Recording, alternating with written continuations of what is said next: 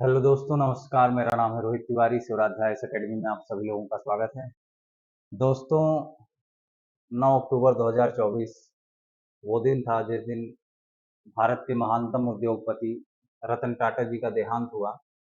वो ना केवल एक बढ़िया व्यक्ति थे, बहुत ही शानदार व्यक्तित्व था उनका, बल्कि भारत को उन्होंने बहुत असीम ऊंचाइयां प्रदान की। जब से उन्होंने टाटा कंपनीज का कार्यभार संभाला, उन्होंने बहुत सारे ऐसे काम किए, बहुत सारे ऐसे इनोवेटिव वर्क किए जिसकी वजह से पूरी दुनिया भर में उनको पहचाना गया।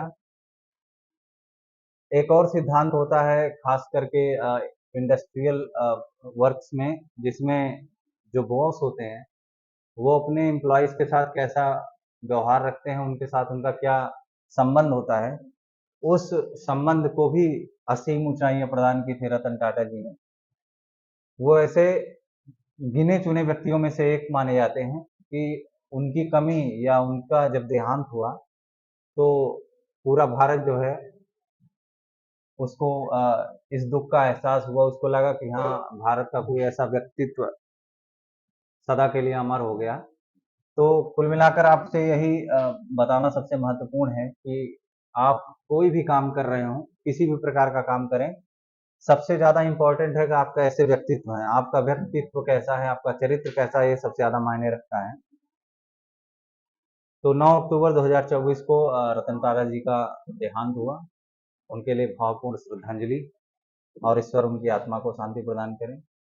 तो आज हम लोग आपके सामने मुखातिब हुए हैं जून की कुछ महत्वपूर्ण करंट अफेयर्स के साथ, जो कि हमारे ही यूपीएससी 2025 मेंटोरशिप प्रोग्राम का एक अहम हिस्सा है।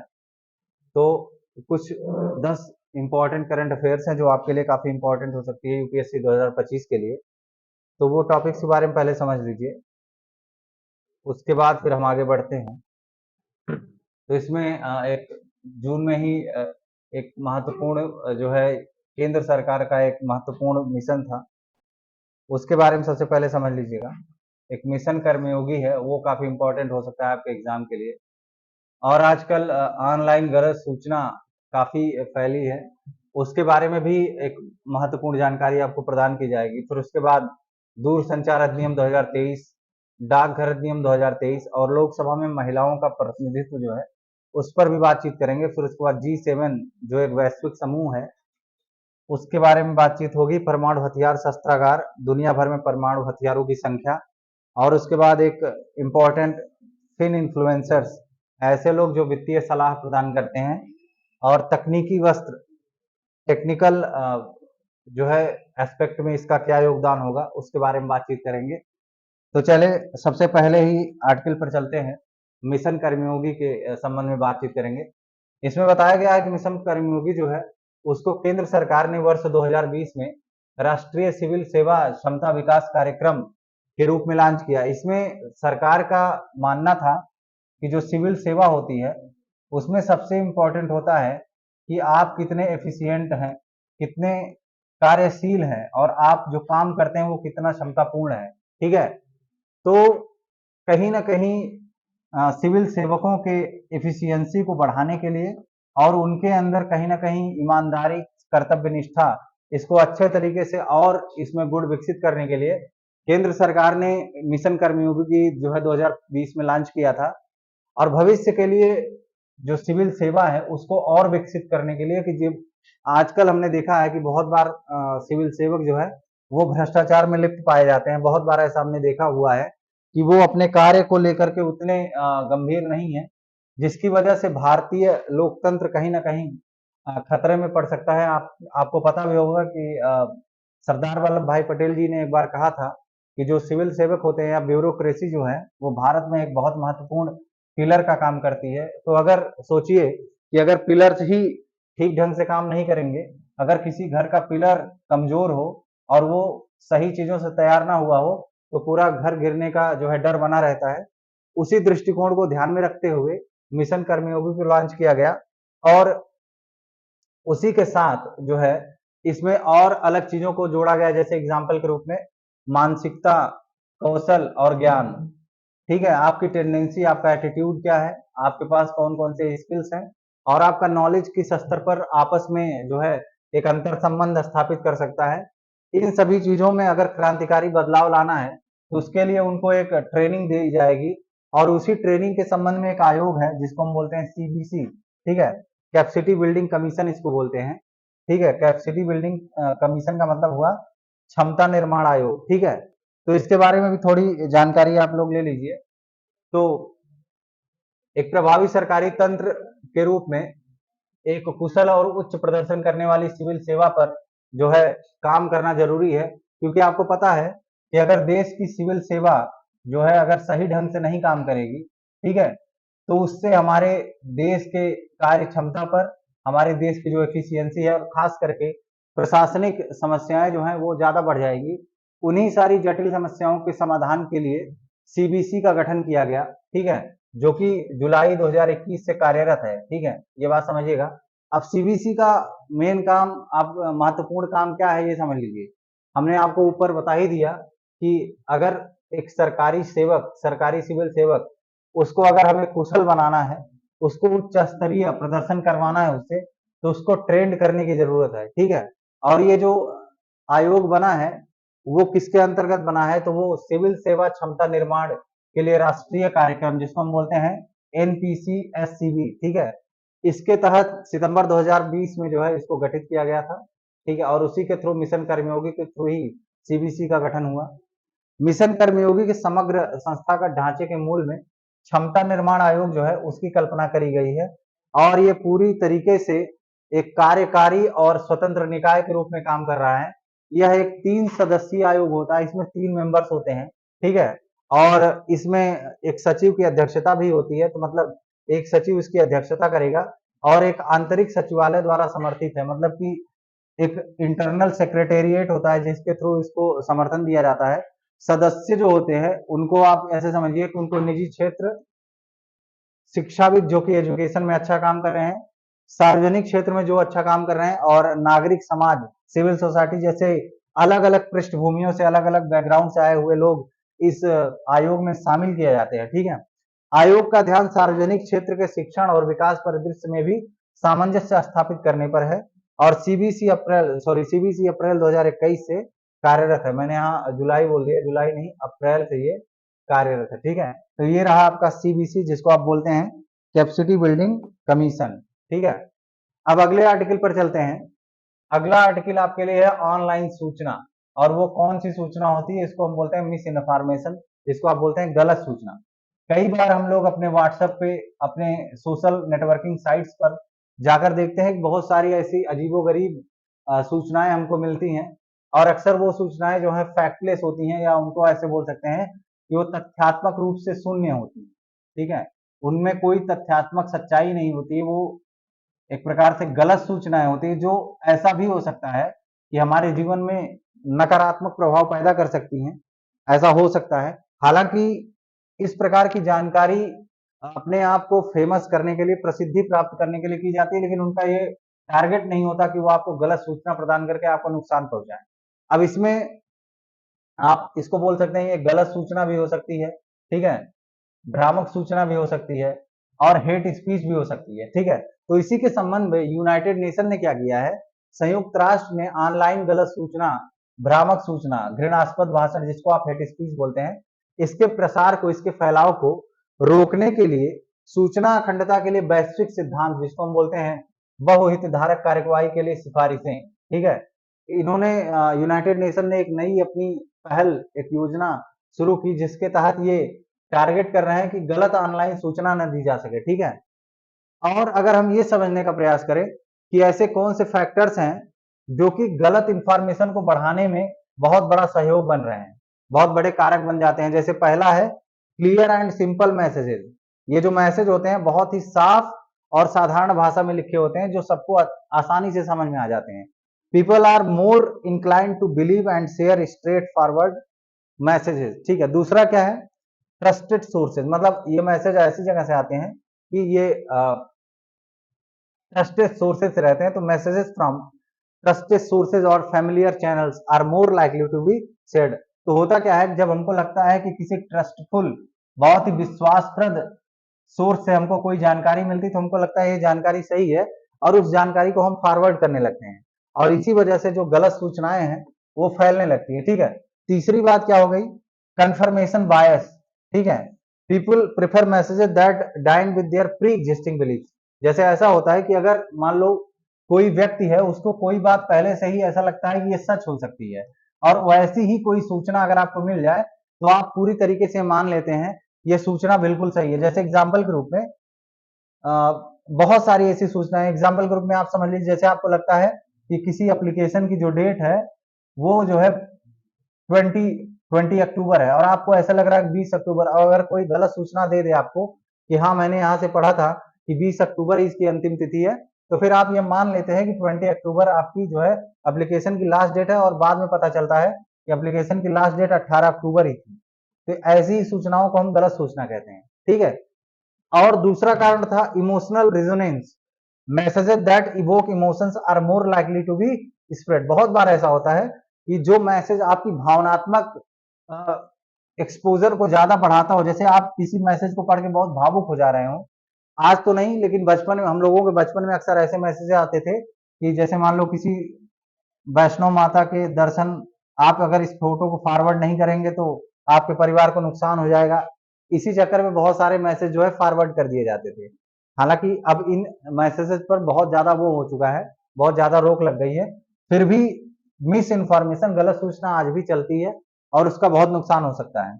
और सबसे इंपॉर्टेंट जो है information vacuum, lack of accurate information can create space for misinformation to circulate. बहुत बार ऐसा होता है कि हमें किसी पर्टिकुलर चीज के रूप में जब जानकारी ना हासिल हो, जैसे मान लो किसी एक चीज के बारे में हमको पता ना हो और उसी के बारे में हमें मैसेज आ जाए, तो हमको लगने लगता है कि वो चीज सही है। जैसे आप इसके लिए ऐसे देख सकते हैं कि जैन धर्म का एक सिद्धांत था, उसको बोलते थे अनेकांतवाद, ठीक है, अनेकांतवाद।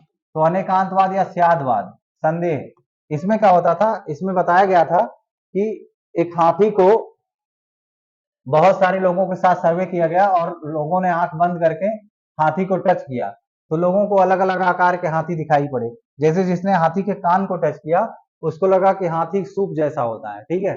तो ये कैसे हुआ, क्योंकि इंफॉर्मेशन नहीं है हमको, उसके बारे में हमको जानकारी नहीं है, that is called information vacuum, ठीक है। ये इंफॉर्मेशन वैक्यूम होता है। गलत सूचना से तात्पर्य जो मैंने आपको बता ही दिया है कि वो झूठी जानकारी या भ्रामक सामग्री से, उसका इरादा हालांकि आपको हानि पहुंचाना नहीं होता है, उसका इरादा क्या होता है, हानिकारक नहीं होता है, लेकिन फिर भी हमारे लिए हानिकारक हो सकती है, ठीक है। लेकिन कई बार होता है कि आर्थिक या राजनीतिक रूप से धोखा देने या लाभ प्राप्त करने के इरादे से जो फैलाई गई झूठी जानकारी होती है, उसको हम बोलते हैं भ्रामक सामग्री।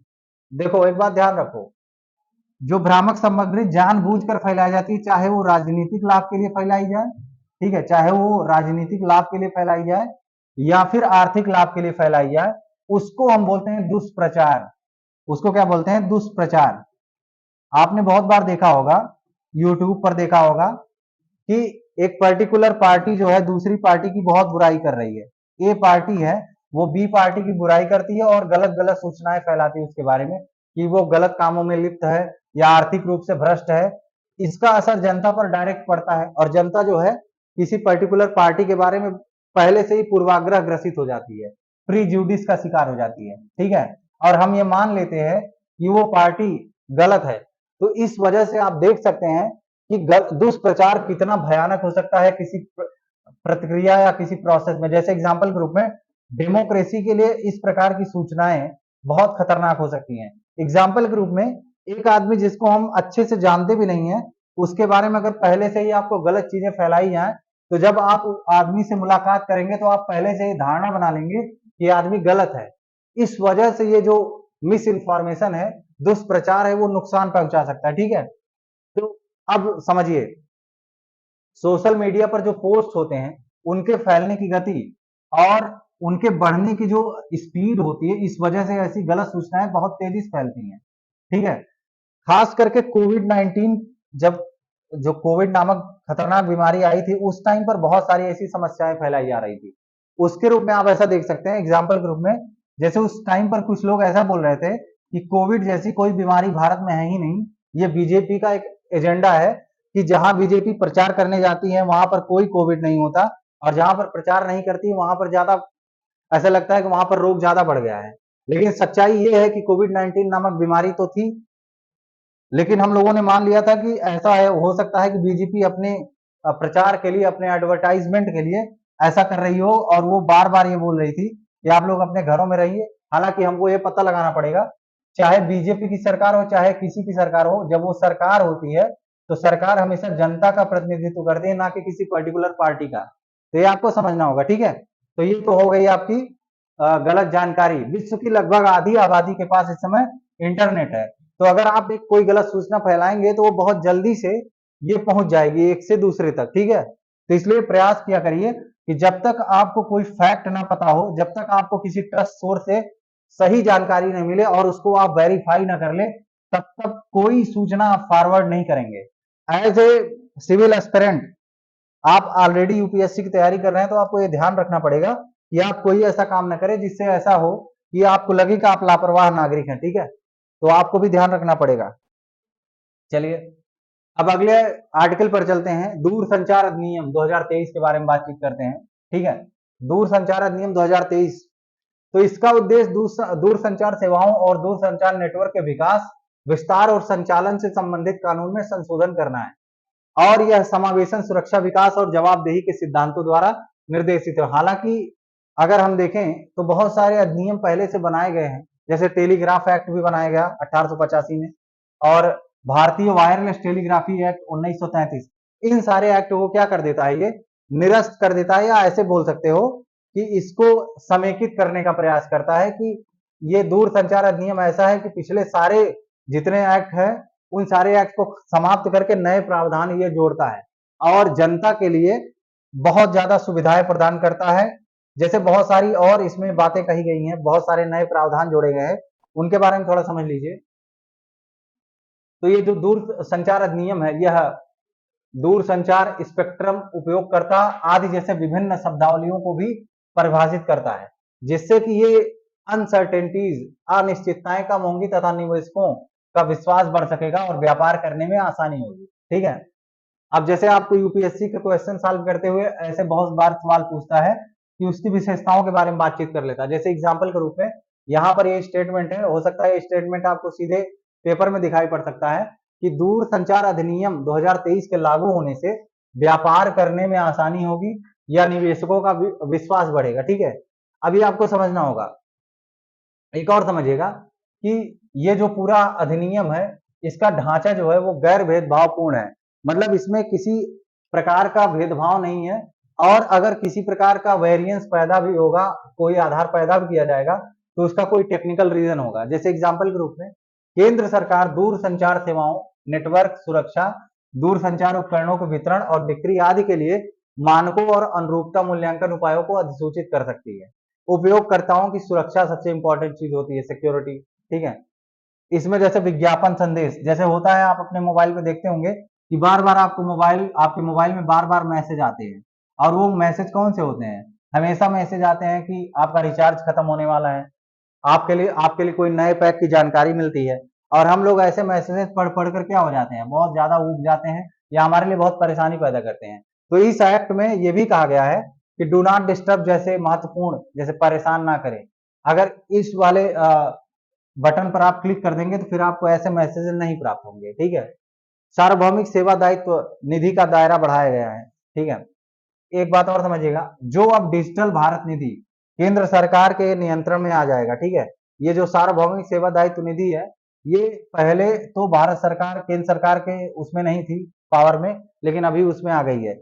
इस निधि का उपयोग क्या होता है, इस निधि का उपयोग दूर संचार सेवाओं, प्रौद्योगिकियों, उत्पादों और पायलट परियोजनाओं के लिए रिसर्च और डेवलपमेंट को समर्थन देने के लिए किया जाएगा। मतलब ये जो फंड है, इसका उपयोग हम किस में करेंगे, और बहुत सारे टेक्नोलॉजीज को लाने के लिए, बहुत सारे प्रोडक्ट बनाने के लिए, और बहुत सारी पायलट परियोजनाएं जो हैं उनको उनको रिसर्च और डेवलपमेंट के थ्रू मदद करने के लिए इस फंड का हम यूज करेंगे, ठीक है। अब अगला एक्ट आपके लिए आ गया है डाकघर अधिनियम 2023, ठीक है। सबसे बड़ा अंतर जो आ रहा है उसको समझिएगा कि डाकघर अधिनियम 2023 के थ्रू भारतीय डाक विभाग का जो प्रमुख होगा उनको अब बना दिया गया है महानिदेशक डाक सेवाएं, मतलब डाक सेवाओं के महानिदेशक हैं ये, ठीक है। इनके रूप में इनको नियुक्त किया जाएगा, जिनको हम बोलते हैं डीजीपीएस। इनके डीजीपीएस को सेवाओं के लिए शुल्क, डाक टिकटों की आपूर्ति और बिक्री जैसे मामलों पर नियम बनाने की भी शक्ति होगी। अब ये भी देखिए यूपीएससी के लिए एक बहुत फेवरेट लाइन बन गई। जैसे जब भी डाकघर अधिनियम 2023 के बारे में बातचीत होगी तो हो सकता है वो डीजीपीएस के बारे में ऐसी बातें करें कि उनको शुल्क के संबंध में, मतलब ऐसे हो सकता है आपको भ्रमित करने के लिए ऐसे बोल दे कि डीजीपीएस को सारी सुविधा, सारी शक्तियां तो होंगी, परंतु शुल्क, डाक टिकट की आपूर्ति और बिक्री जैसे मामलों पर नियम बनाने की शक्ति नहीं होगी। लेकिन यहाँ पर आप देख रहे हैं कि शक्ति होगी। ठीक है, सरकार निर्दिष्ट आधारों पर भारतीय डाक के माध्यम से प्रेषित किसी वस्तु को रोक सकती है। मतलब अगर भारतीय डाक के माध्यम से कोई वस्तु कहीं जा रही, मतलब उसका कुरियर वगैरह हो रहा है, तो उसको राज्य की सुरक्षा, मतलब कि राज्य, स्टेट की सिक्योरिटी, हमारा जो विदेशी राज्यों के साथ मैत्रीपूर्ण संबंध है उसके आधार पर, पब्लिक ऑर्डर जिसको हम सार्वजनिक व्यवस्था कहते हैं या लोक व्यवस्था, उसके आधार पर, आपातकाल या सार्वजनिक सुरक्षा, ठीक है, इसके आधार पर हम उसको भारत सरकार उसको रोक सकती है, उस वस्तु के कुरियर या जो डिलीवरी के पॉइंट है वहां तक जाने से रोक सकती है। और उनके आधार होंगे, ये भी कहीं ना कहीं एक अच्छी लाइन बन सकती है क्वेश्चन के लिए कि कौन कौन से आधार बनाए गए हैं किसी प्रेषित वस्तु को रोकने के लिए। ठीक है, ये बड़ा इंपॉर्टेंट विषय हो गया। अब इसमें अगला है दायित्व से छूट, कि जो लाइबिलिटीज, जो रिस्पॉन्सिबिलिटी है उससे कहीं ना छूट मिल रहा है। जैसे डाकघर अपनी सेवाओं के संबंध में कोई दायित्व वहन नहीं करेगा, ये अपनी सेवाओं के संबंध में किसी प्रकार का दायित्व वहन नहीं करने वाला है, सिवाय ऐसे दायित्व के जो डाकघर द्वारा प्रदान की गई सेवा के संबंध में निर्धारित किया जा सकता है। मतलब कि पहले से ही उसको निर्धारित किया जाएगा कि भाई जो डाकघर है वो यही यही काम करेगा, अदरवाइज कोई दायित्व का या किसी भी लाइबिलिटी को वो वहन नहीं करेगा। और एक बात और समझिएगा कि इस अधिनियम में किसी प्रकार के दंडात्मक प्रावधान का व्यवस्था नहीं है। ये भी बहुत इंपॉर्टेंट इसका पार्ट है, इसको भी ध्यान दीजिएगा कि किसी विशेष दंडात्मक प्रावधान नहीं किया गया। कई बार ऐसा होता है कि स्टेटमेंट के रूप में ऐसे लिख देगा, बस दूसरा स्टेटमेंट ऐसे लिखा रहेगा कि इस अधिनियम में दंडात्मक प्रावधान भी किए गए हैं, लेकिन आपको ध्यान रखना होगा कि इसमें कोई दंडात्मक प्रावधान नहीं है। ठीक है, अब थोड़ा सा एक ग्लिम्स देख लीजिए पुराने समय में किस प्रकार से डाक प्रणाली हुआ करती थी। तो ईस्ट इंडिया कंपनी ने अपना पहला डाकघर 1727 में ओपन किया था। ठीक है, लॉर्ड डलहौजी ने भारतीय डाकघरों को राष्ट्रीय महत्व के एक अलग संगठन के रूप में मान्यता प्रदान की थी। कोलकाता के जनरल पोस्ट ऑफिस का वर्तमान स्थल प्रथम फोर्ट विलियम स्थल था। मतलब वहां का जो वर्तमान पहला जनरल पोस्ट ऑफिस थी वो कहाँ थी, फोर्ट विलियम था। अब अगला आर्टिकल हमारे लिए आ गया है 18वीं लोकसभा में 74 महिला सांसद। ठीक है, इसमें आपको बस दो ही चीजें इंपॉर्टेंट है, उसको ध्यान में रखना होगा आपको कि 18वीं लोकसभा जो है उसमें कुल 74 महिलाओं का निर्वाचन हुआ है, निर्वाचित हुई है 74 महिलाएं, और ये 13.6 के रिप्रेजेंटेशन है, 13.6% का रिप्रेजेंटेशन है। अगर इसको हम 17वीं लोकसभा के साथ इसको कंपेयर करें तो थोड़ा बहुत गिरावट आई है उसमें, क्योंकि जो 17वीं लोकसभा थी वहां पर 78 महिलाओं ने रिप्रेजेंटेशन किया था और वो उस समय के लिए 14.4% था। और ये भी ध्यान रखिएगा ये अब तक के इतिहास का जो 17वीं लोकसभा थी वो महिलाओं के लिए सबसे उच्च रिप्रेजेंटेशन था वो। ठीक है, उससे ज्यादा रिप्रेजेंटेशन कभी आज तक हुआ नहीं। विधानमंडल का मतलब यहाँ लेजिस्लेचर ही समझिएगा। ठीक है, लेजिस्लेचर। 18वीं लोकसभा चुनाव में 797 महिला प्रत्याशियों ने चुनाव लड़ा, जिसमें से 9.7 विजयी रही। ठीक है, जबकि 17वीं लोकसभा में क्या हुआ था, 726 महिलाओं ने लड़ाई की या चुनाव लड़ा था, जिसमें से 10.74% विजयी रही। ठीक है, लोकसभा महिलाओं का प्रतिनिधित्व प्रथम लोकसभा में 5% से बढ़कर 17वीं लोकसभा में अपने उच्चतम स्तर पर पहुंच गया। उच्चतम स्तर मतलब 14.4% पर। वर्तमान में राज्यसभा सदस्यों में महिला सदस्यों की संख्या कितनी है, 14.05% है।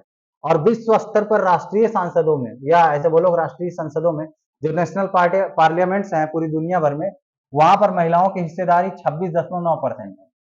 तो अभी उस लक्ष्य से भारत बहुत पीछे चल रहा है। ठीक है, अभी उस लक्ष्य से भारत बहुत पीछे है और हमें इस क्षेत्र में भी बहुत सारा काम करना है।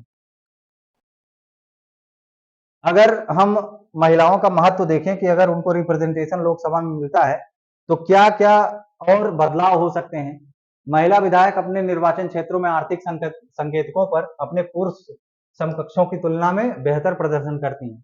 लगभग 50% आबादी के लिए विधायी प्रतिनिधित्व राजनीतिक सशक्तिकरण के लिए मूल है। जैसे एग्जाम्पल के रूप में समझिए, मान लो अगर देश में 100 लोग हैं, ठीक है, सोचो कि देश में 100 लोग हैं और उन 100 लोगों के लिए रिप्रेजेंटेशन अगर आप देखें, पुरुषों का रिप्रेजेंटेशन 86 है और महिलाओं का रिप्रेजेंटेशन सिर्फ और सिर्फ 14 है।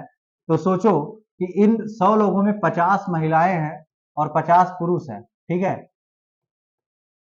तो पुरुषों का तो बहुत सही ढंग से जो है रिप्रेजेंटेशन हो रहा है, ठीक है। जैसे एग्जाम्पल के रूप में 50 पुरुषों पर 86 लोग हैं और 50 महिलाओं पर 14 महिलाएं हैं। तो आप खुद ही अंदाजा लगा सकते हैं कि किस प्रकार से ये गैप बन जाएगा और जो महिलाओं का विकास है वो प्रभावित हो सकता है। अगर हमको महिला और पुरुष दोनों का विकास सही ढंग से करना है तो उसके लिए जो लोकसभा में रिप्रेजेंटेशन है महिलाओं का, उसको लगभग पुरुषों के बराबर ही करना पड़ेगा, तभी जाके सही रूप से विकास हो पाएगा। और बहुत सारी ऐसी परेशानियां होती हैं, बहुत सारी ऐसी समस्याएं होती हैं जो केवल और केवल महिला ही आइडेंटिफाई कर सकती है। पुरुष अगर उसको आइडेंटिफाई करना भी चाहे तो वो उस नजरिए से नहीं देख सकता जिस तरीके से महिला किसी समस्या को देखती है। तो इस आधार पर भी आप ऐसा बोल सकते हैं कि महिलाओं का प्रतिनिधित्व जो है वो जरूरी है, ठीक है। अब चलिए आगे बात करते हैं समूह 7, जिसको हम G7 बोलते हैं, उसके बारे में थोड़ी बातचीत कर लेते हैं। तो G7 का जो नेचर है वह विकसित लोकतंत्रों का एक अनौपचारिक समूह है जो कि पूरी दुनिया भर में आर्थिक नीति को समन्वित करने के लिए और बहुत सारे अन्य अंतर्राष्ट्रीय मुद्दे जैसे कि माइग्रेशन, प्रवासन हुआ, जलवायु परिवर्तन हुआ, स्ट्रगल, संघर्ष का मतलब जो दुनिया भर में राज्य आपस में लड़ाई कर रहे हैं, उन सारे मुद्दों पर जो है अपने आप को संबोधित करने के लिए, एक दूसरे से बातचीत करने के लिए हर वर्ष इसका सम्मेलन होता है, ठीक है। और ये 1975 में उत्पत्ति इसकी कब हुई थी? 1975 में इसको गठित किया गया था।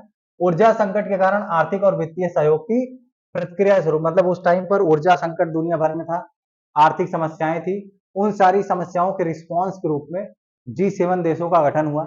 इसकी कार्य प्रणाली क्या है G7 देशों की?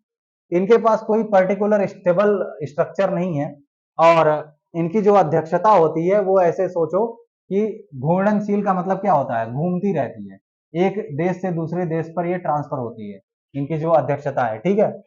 तो हर वर्ष ये निर्धारित की जाती है। G7 का जो शिखर सम्मेलन होता है वो अभी हाल ही में राजनीतिक प्रतिबद्धताओं, जो पॉलिटिकल इनके कहीं ना कहीं वो थे, इनके जो समर्पण था उनको समाप्त किया गया। अब सदस्यों की बात कर लेते हैं। तो सदस्यों में America, Germany, Canada, Britain, Japan, Italy, France और रूस तो 1998 में शामिल हुआ था G7 में, परंतु 2024 में जब उसने क्रीमिया पर कब्जा किया तो उसको इस ग्रुप से बाहर कर दिया गया। तो जब रूस शामिल हुआ तो जो G7 था वो G8 हो गया, लेकिन 2014 में क्रीमिया पर कब्जा करने के बाद उसको बाहर कर दिया गया। एक इंपॉर्टेंट चीज समझ लीजिए, यूरोपीय संघ जो है वो G7 का सदस्य नहीं है, परंतु उसके वार्षिक शिखर सम्मेलन में हमेशा भाग लेता है, ठीक है। चलिए अगला टॉपिक जो है उसके बारे में समझ लेते हैं। फिनफ्लुएंसर्स क्या होते हैं उनको समझ लेते हैं। देखिए जो फिनफ्लुएंसर है वो दो शब्दों से मिलकर बना हुआ है, एक तो फाइनेंस, ठीक है, और दूसरा इन्फ्लुएंसर, ठीक है।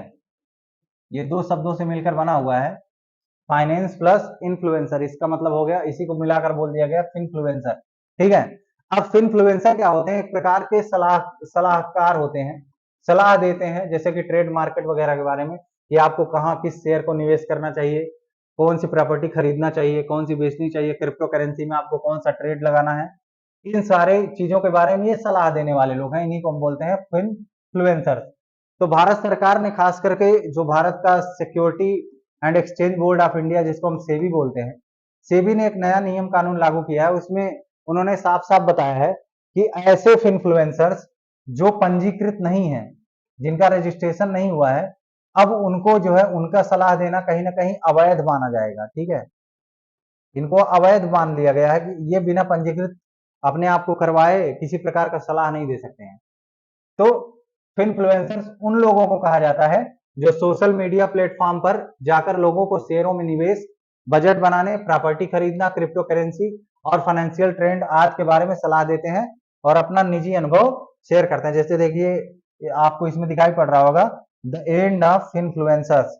तो सेबी ने ऐसा कानून लगाया कि अब जो बिना पंजीकरण के आए हुए इन्फ्लुएंसर्स हैं उनके लिए समस्याएं जो है वो बढ़ गई हैं। ठीक है, चलिए अब समझते हैं कि ये जो इन्फ्लुएंसर्स हैं आखिर इन पर कानून क्यों लाना पड़ा, या इन पर कहीं ना कहीं एक रिस्ट्रिक्शन लगाने की क्यों क्या ऐसा कारण हुआ इनको रिस्ट्रिक्शन करने का जो है सेबी ने काम कर दिया। सबसे बड़ा महत्वपूर्ण बात यह है कि जो इन्फ्लुएंसर्स हैं उनकी संख्या में बहुत ज्यादा वृद्धि हुई। ठीक है, अब वो वृद्धि होने का कारण समझ लीजिए, वित्तीय साक्षरता का अभाव। जैसे हमारे देश में क्या होता है, साक्षरता का मतलब क्या हुआ कि जिसको पढ़ना लिखना आता हो, लेकिन आज भी बहुत सारे लोग ऐसे हैं जिनको ऑनलाइन ट्रेडिंग के बारे में बिल्कुल जानकारी नहीं है कि ऑनलाइन ट्रेडिंग क्या होती है, शेयर क्या होता है, इसको कैसे खरीदा जाता है, कैसे बेचा जाता है, कोई प्रॉपर्टी कैसे खरीदी जाती है। तो ये सारी चीजें जो हैं वो भारत में समस्या है। जैसे वित्तीय साक्षरता दर भारत की है 27%। ठीक है, ये राष्ट्रीय वित्तीय शिक्षा केंद्र 2019 का सर्वेक्षण है, उसके अनुसार ऐसा माना गया है। और इन्फ्लुएंसर क्या होते हैं, ये जो नए इन्वेस्टर्स होते हैं उनको शिक्षा और जागरूकता निर्माण में हेल्प करते हैं। दूसरा, खुदरा निवेश, जो रिटेल मार्केट है उसमें भी बहुत ज्यादा बढ़ोतरी हो गई। ठीक है, एग्जाम्पल के रूप में बाजार कारोबारों में, जैसे जो बाजार का मार्केट होता है, मार्केट कारोबार होता है, उसमें छोटे मोटे जो इन्वेस्टर्स होते हैं उनको हम खुदरा निवेशक बोलते हैं। ठीक है, उनकी जो है बहुत ज्यादा वृद्धि हो गई। जैसे एग्जाम्पल में देखिए 2016 में 33% था। ठीक है, और ये 2020 और 21 में बढ़कर 45% हो गया। नेशनल स्टॉक एक्सचेंज में, नेशनल स्टॉक एक्सचेंज क्या होता है, इन्हीं पर क्या होता है, ये भारत का स्टॉक एक्सचेंज है जहां पर कंपनियां, विभिन्न प्रकार की जो कंपनियां इसमें लिस्टेड है वो अपना शेयर जो है लगाती हैं यहाँ पर। ठीक है, तो इस प्रकार वित्तीय साधनों और शेयर बाजारों से संबंधित जानकारी जो है उसकी मांग बढ़ गई। और जब इसकी मांग बढ़ गई तो यूट्यूब पर ऐसे बहुत सारे निवेशकों को आपने देखा होगा, जब भी आप अपना यूट्यूब शॉर्ट स्क्रॉल करते हैं तो आप देखते हैं हमेशा कोई ना कोई व्यक्ति आपको दिखाई पड़ जाएगा जो आपको ट्रेड मार्केट की सलाह देता हुआ मिलेगा कि आप कौन सा ट्रेड खरीदें, कौन सा शेयर बेचें। ठीक है, इस वजह से दूसरा कारण क्या हुआ, महामारी की वजह से क्या हो गया, महामारी से जो जितने भी बिजनेस थे, वो हार्डकोर जो बिजनेस थे, मार्केट थे, वो क्या हो गया, वो ध्वस्त हो गया, वो रुक गया और लोग घर बैठे बिजनेस करना स्टार्ट कर दिए। और जो लोग घर बैठे बिजनेस करना स्टार्ट करेंगे, सीधी बात है, शेयर करने का काम, शेयर मार्केट का काम ये घर से ही होगा। तो ये जो इन्फ्लुएंसर्स है उनके लिए काम आसान हो गया। इस वजह से इनकी बहुत ज्यादा डेवलपमेंट हो गया। तकनीकी उन्नति, टेक्नोलॉजिकल डेवलपमेंट, बहुत सारे ऐसे एप्लीकेशंस बनाए जाते हैं जिसपे आप सीधा सीधा ट्रेड कर सकते हैं। जैसे अभी हाल ही में आपने देखा होगा एक ट्रेड का एप्लीकेशन आता है जिसका नाम होता है ग्रो, और ग्रो पर बहुत सारे लोगों ने अपना अकाउंट बनाया होगा। ठीक है, तो बहुत सारी तकनीकी उन्नति हुई, इस वजह से भी इन्फ्लुएंसर बढ़ गए। जैसे देखो जीरोधा एक कंपनी, एक एप्लीकेशन है, ग्रो एक एप्लीकेशन है। इसकी वजह से क्या होता है, एक तो स्मार्टफोन्स बहुत ज्यादा सस्ते मिलने लगे और सस्ते डेटा प्लान मिल गए, इस वजह से लोग घर बैठे ही शेयर मार्केट में अपना जो है हाथ आजमाने लगे। इस वजह से ऐसे जो इन्फ्लुएंसर हैं उनका ज्यादा मार्केट बढ़ गया। ठीक है, अब बहुत सारे एथिकल इश्यूज आ गए हैं इनके संबंध में। जैसे जो इन्फ्लुएंसर्स हैं उनके संबंध में बहुत सारे एथिकल इश्यूज हैं। अब इसको ध्यान से समझिए, एथिकल इश्यूज का मतलब क्या हुआ। एथिकल इश्यूज मतलब ये हो सकता है, सोचो कि कोई व्यक्ति यूट्यूब पर ये बता रहा है कि आपको किसी पर्टिकुलर कंपनी में शेयर लगाना चाहिए अपना। अब सोचो कि कोई यूट्यूबर, कोई इन्फ्लुएंसर आपको बोल रहा है कि आप एक्स कंपनी में अपना शेयर लगाइए, तो ये भी तो हो सकता है कि ये जो यूट्यूबर है उसको ये एक्स कंपनी जो है पैसा देती हो कि आप यूट्यूब पर जाकर मेरा ही नाम लीजिएगा और ये बताइएगा कि मेरी ही कंपनी में शेयर लगाया जाए। तो इस वजह से क्या हो गया, एथिकल इश्यूज पैदा होने लगे, चुनौतियां आ गई, नैतिक चुनौतियां आ गई कि क्या जो इन्फ्लुएंसर्स हैं वो निष्पक्ष हैं, कहीं ऐसा तो नहीं कि वो पैसा लेकर के आपको गलत सलाह दें। ठीक है, तो यही है behavioural economics. The influencers exploit the psychological biases such as herd behaviour, confirmation bias and social proof. ठीक है, वो ये आपको ये बताएंगे कि आप जाकर पता लगा लीजिए कि ये फलाना एप्लीकेशन बहुत अच्छा होता है, इसमें आप जब जो है ट्रेड करेंगे तो आपको बहुत फायदा होगा। दूसरा है ट्रांसपेरेंसी एंड अकाउंटेबिलिटी। अब ये सोचो कि जो यूट्यूब पर आपको, जो भी इन्फ्लुएंसर आपको यूट्यूब पर कोई सलाह दे रहा है, क्या वो आपके प्रति रिस्पॉन्सिबल है क्या आपके प्रति उसका कोई उत्तरदायित्व है? वो मान लो आज आपको दिखाई दिया, कल नहीं दिखाई पड़ेगा। तो अगर आपको किसी प्रकार का नुकसान हुआ तो आप किससे जाएंगे बोलने कि हमको नुकसान हो गया, अब इसकी भरपाई कौन करेगा? तो ये भी एक बड़ा कारण है जो कि एथिकल इशू से कनेक्टेड है। जैसे due to absence of clear regulation, accountability cannot be fixed for unethical advices given for covered personal gains. ठीक है, आप अपने व्यक्तिगत लाभ के लिए इस प्रकार का जो है एडवाइस नहीं दे सकते हैं। तीसरा, credibility and authenticity. Credibility and authenticity का मतलब हुआ कि जो लोग आपको सलाह दे रहे हैं वो कहीं ना कहीं सोशल मीडिया प्लेटफॉर्म से जुड़े हुए हैं, और वो कितने विश्वास पात्र हैं, कितना उनका क्रेडिट है, ये आप कैसे पता लगा सकते हैं? ठीक है, तो some influencers use for profit and loss statement to appear credible misleading the follower. जैसे आपने देखा होगा, बहुत बार यूट्यूब पर आपको दिखाई पड़ता होगा कि कुछ लोग ऐसी बात बताते हैं, आपको लगता है इतना ज्यादा कैसे लाभ हो सकता है, और आप तुरंत जाकर के वो रजिस्ट्रेशन कर लेते हैं, और बाद में पता चलता है कि ये तो एक प्रकार से भ्रामक था या गलत बताया गया। तो इन्हीं सारी चीजों को ध्यान में रखते हुए security and exchange board of India ने क्या किया, अब ये बोल दिया कि जो भी इन्फ्लुएंसर्स होंगे उनको पंजीकरण करवाना पड़ेगा। बिना रजिस्ट्रेशन के वो सलाह नहीं दे सकते। बहुत सारे देश तो ऐसे हैं जहां पर अगर आप बिना पंजीकरण के सलाह देते हैं, जैसे ऑस्ट्रेलिया जैसे देश में, तो वहां पर आपको 5 साल की सजा मिल सकती है, 5 वर्षों तक की आपको सजा मिल सकती है। ठीक है, भारत भी अब ऐसा कानून बना चुका है। ठीक है, अब भारत में इन्फ्लुएंसर्स के लिए कौन कौन सी कार्यवाही की गई उनको समझिए। तो सेबी विनियम 2013 उन लोगों के लिए एक ढांचा प्रदान करता है जो पैसे के लिए वित्तीय सलाह देते हैं, मतलब आपको वित्तीय सलाह देते हैं।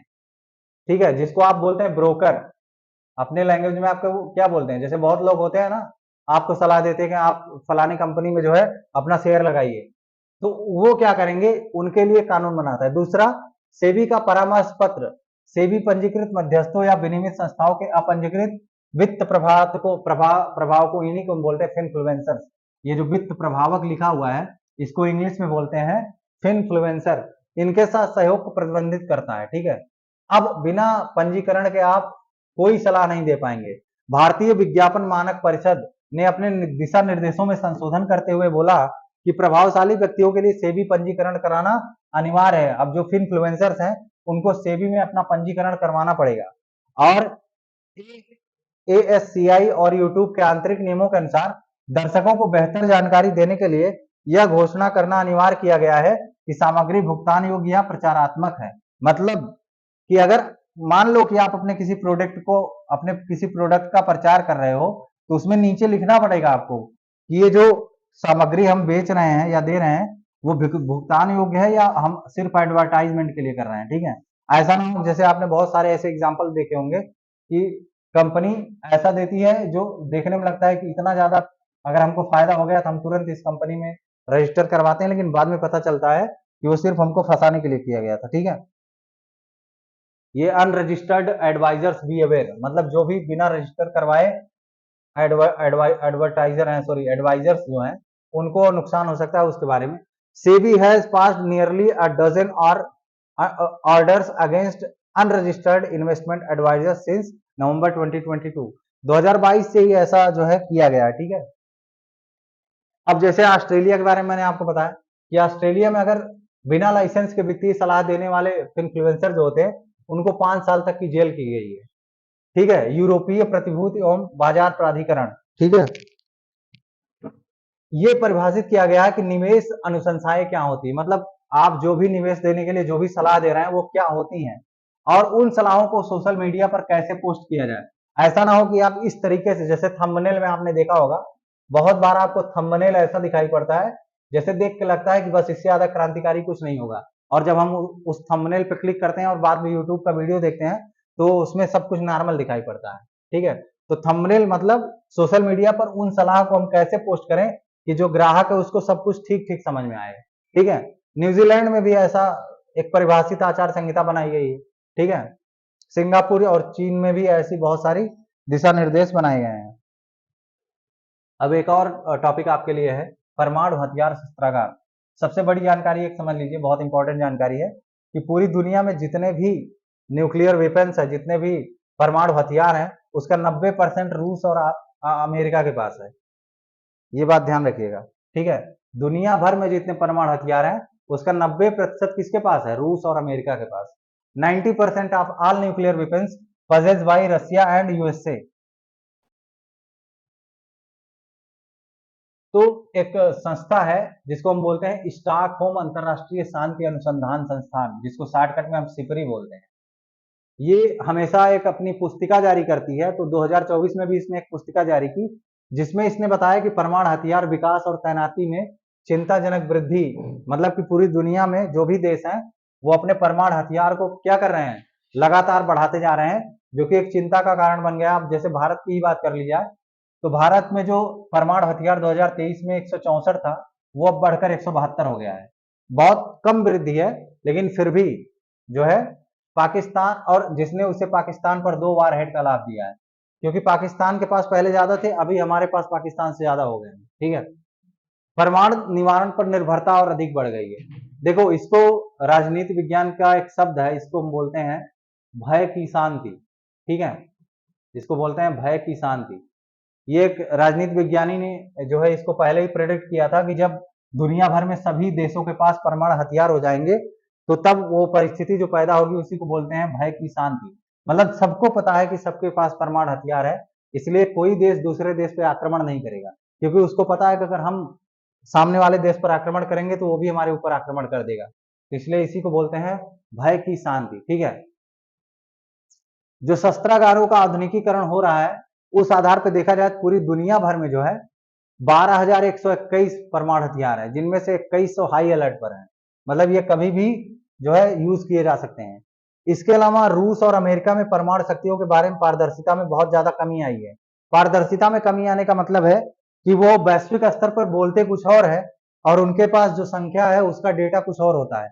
ठीक है, हमेशा से ऐसा हुआ है, और आपने ऐसा देखा भी होगा कि 70-80 के दशक में क्या हुआ था, अमेरिका और रूस जैसे बड़े विकसित देशों ने अन्य लोकतंत्रों पर बहुत दबाव बनाया था कि आप परमाणु का वो नहीं कर सकते, परीक्षण नहीं कर सकते।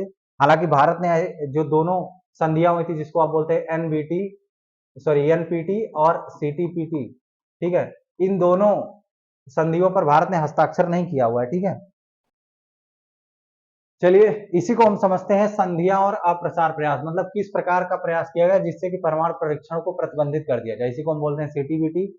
ये पूरी पृथ्वी पर सभी परमाणु विस्फोट परीक्षणों पर प्रतिबंध लगाने का काम करती है। और एक और होती है परमाणु अप्रसार, जिसको हम बोलते हैं नॉन प्रोलिफरेशन ट्रीटी, परमाणु अप्रसार संधि।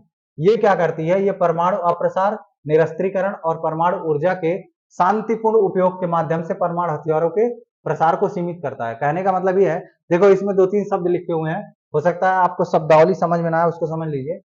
परमाणु अप्रसार क्या होता है इसको समझिए। परमाणु अप्रसार का मतलब होता है कि जो न्यूक्लियर वीपन्स हैं उनको ना बनाया जाए, उनको ज्यादा बढ़ाया ना जाए। दूसरा शब्द लिखा हुआ है निरस्त्रीकरण। निरस्त्रीकरण मतलब इंग्लिश में बोलते हैं इसको डिसआर्मामेंट, जिसका मतलब होता है कि हथियारों की बढ़ोतरी ना हो या जो हथियार हैं उनको कहीं ना कहीं समाप्त कर दिए जाए। और तीसरा है परमाणु ऊर्जा का शांतिपूर्ण उपयोग। परमाणु ऊर्जा का शांतिपूर्ण उपयोग का मतलब होता है कि परमाणु ऊर्जा को हम अच्छे कार्यों में लगाएं। जैसे एग्जाम्पल के रूप में परमाणु ऊर्जा को हम इंडस्ट्री में लगाएं, बजाय इसके कि हम लोग क्या करते हैं, परमाणु ऊर्जा का परमाणु बम बना देते हैं। ठीक है, परमाणु ऊर्जा का क्या करते हैं, परमाणु बम बना देते हैं, हाइड्रोजन बम बना देते हैं। उसके बजाय हम इसका उपयोग इंडस्ट्री में करें, इलेक्ट्रिकल चीजों में करें तो ज्यादा सही होगा। ठीक है, भारत के बारे में समझ लीजिए। भारत एनपीटी और सीटीबीटी दोनों के हस्ताक्षरकर्ता नहीं है। ठीक है, परमाणु हथियार को खत्म करने के लिए अंतरराष्ट्रीय अभियान एक शुरू किया गया था जिसका नाम होता है ICAN। ठीक है, और इसको 2017 में शांति का नोबेल पुरस्कार भी दिया गया था, ये ध्यान रखिएगा। ICAN जो है उसको 2017 में नोबेल पुरस्कार प्रदान किया गया था। ठीक है, परमाणु आतंकवाद के कृत्यों के दमन के लिए अंतरराष्ट्रीय कन्वेंशन 2005, परमाणु आतंकवाद के कृत्यों की योजना को बनाने, जैसे कि या तो परमाणु आतंकवाद के कृत्यों की प्लान बनाया जाए या धमकी देना या उन्हें अंजाम देने के जो कार्य है उनको क्या करता है, ये अपराध मानता है। भारत इस पर हस्ताक्षर करता है, ये ध्यान रखिएगा। मतलब कि ये जो कन्वेंशन है जिसको हम बोलते हैं परमाणु आतंकवाद के कृत्यों के दमन के लिए अंतरराष्ट्रीय कन्वेंशन, इस पर भारत ने हस्ताक्षर किया हुआ है। तो पहले दो जो मैंने बताया एनपीटी और सीटीबीटी, ठीक है, इस पर तो हस्ताक्षर नहीं है, लेकिन इस वाले कन्वेंशन पर भारत ने हस्ताक्षर किया है। परमाणु सुरक्षा शिखर सम्मेलन में प्रतिभागियों ने सर्वसम्मति से अगले 4 वर्षों में सभी संवेदनशील परमाणु सामग्री को सुरक्षित करने का लक्ष्य अपनाया। भारत एनएसएस में भाग लेता है, मतलब वही परमाणु सुरक्षा शिखर सम्मेलन जिसको बोलते हैं। निरस्त्रीकरण सम्मेलन की स्थापना 1979 में अंतरराष्ट्रीय समुदाय द्वारा बहुपक्षीय निरस्त्रीकरण वार्ता मंच के रूप में की गई थी। भारत में सीडी में नियमित और सक्रिय भागीदार रहा, मतलब ये जो सीडी होता है जिसको हम बोलते हैं निरस्त्रीकरण सम्मेलन, इसमें भी भारत नियमित रूप से भागीदार रहा है। ठीक है, अब एक लास्ट का टॉपिक है जिसको हम बोलते हैं तकनीकी वस्त्र।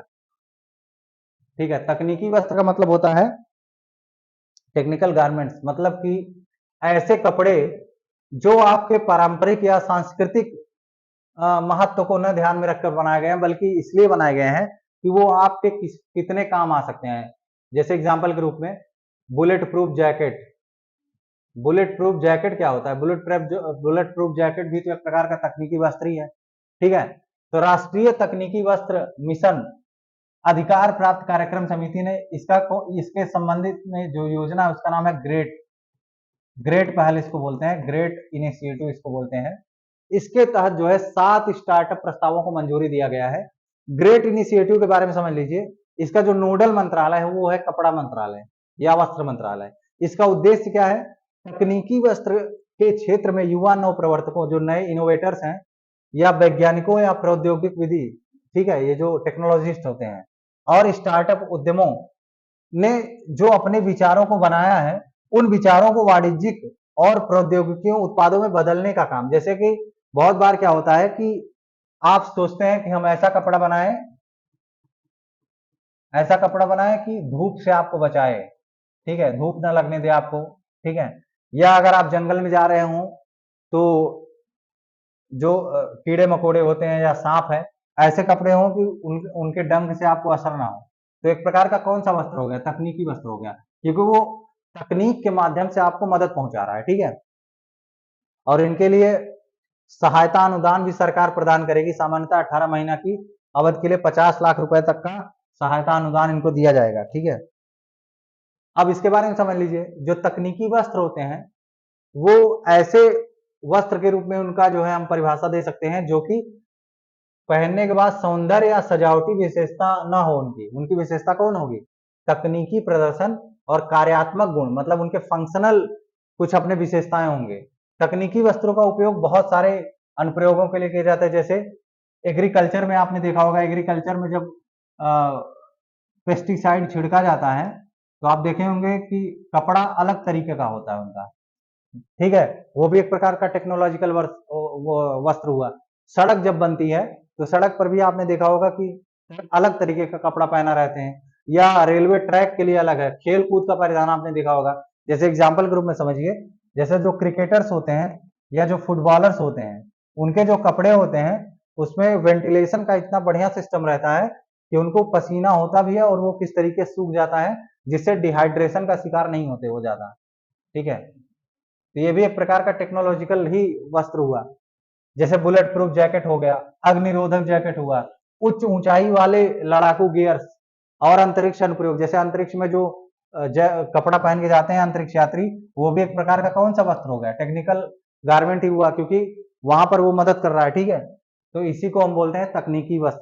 ठीक है, चलिए आज के लिए बस इतना ही। बहुत बहुत शुक्रिया आपका, थैंक यू।